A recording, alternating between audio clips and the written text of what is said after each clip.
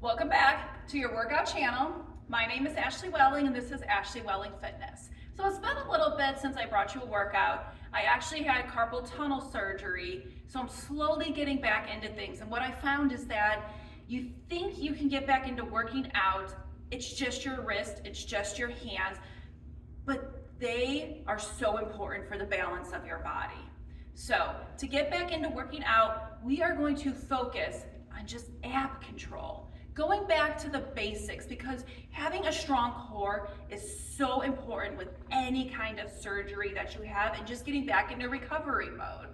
So I do have a silver sneakers ball. If you have one, great. If you don't, no problem, you can do these moves without one. So we're gonna put it to the side. And right now, I just want you to lie on your back.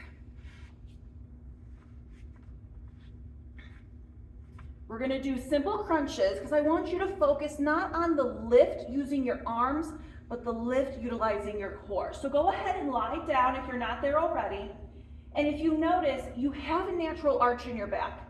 I want you to put your 2 fingers on your hip bone.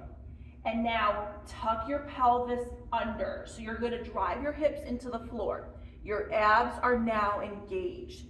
They're driving down, pulling your back into the mat, and that's where I want you to be. So hold it. Now your knees are bent, your feet directly under. Put your hands behind your head. Now you're not going to lift your head up with your hands, you're going to lift your head up with your strong core. And what I mean by that is your elbows are open. You lift. I'm not even touching my head right now. My shoulder blades are down. My neck and shoulders are lifting up and I'm looking at the ceiling. My hands are relaxed. Lower down. Now, as you come down, your back may want to lift, pull it in. And let's do 8. Come up for 8, breathe out. 6. If you do need to put your hands underneath your head and help support, just try 2 fingers. 4, looking at the ceiling or closing your eyes. 3, elbows out. 2, and now up and hold. So your shoulders blades are down, your shoulders are lifted, little pulses for 8, 7, 6, breathe, 4, 3, let's add 8 more. Breathe, 8, 7, 6, 4, 3, 2, 1. Go ahead and lower down. Oh, you'll feel a little burn in those upper abs, right? All right, so if you have a ball, go ahead and grab it. And let's work on some lower abs. So all we're gonna do with that ball is put it between our knees. And this is just to keep our knees together. It'll give a little bit of an inner thigh stretch too. Put your hands down by your side. Now you're going to feel a little bit of pressure in your arms because your body is gonna find its center. And I want you to put your shoulders back, look at the ceiling, push that ball in a little bit. And if you don't have a ball, just keep your knees right underneath your hips. Go into that bridge, bridge, bridge. Now don't push your hips up too high. We just want to create a straight line. And as you lower down, your abs are pulling in, your back is flat, touching that mat. Lift up for 7, and pull in.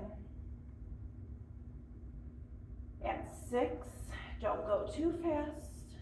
And really feel the control coming down. You're gonna feel this under your hamstrings too. Lift up for 5.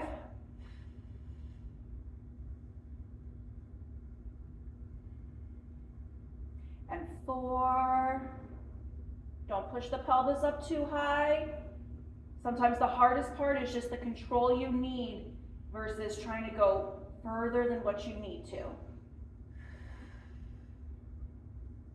Keep your shoulders back, keep your upper body relaxed. Let's do 3.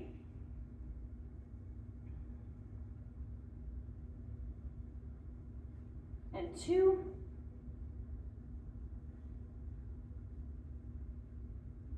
And last 1.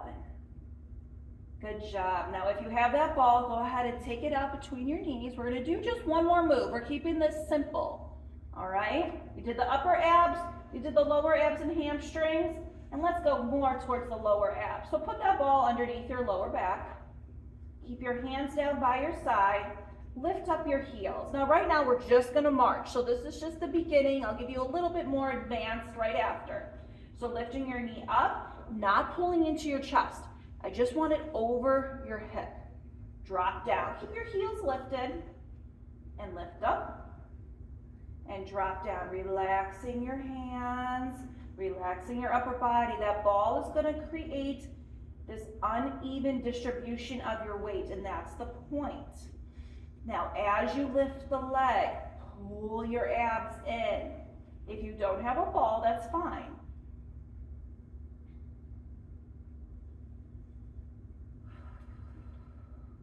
Breathe. Let's do 4, 3, and 2, and last 1. Now I'm going to give you 2 options to make it more advanced. Now you can either lift your arms up, and then you can, or let's keep our arms down. Let's do the legs first. So keep it up, and then you switch midair. And then you switch, keeping that heel lifted.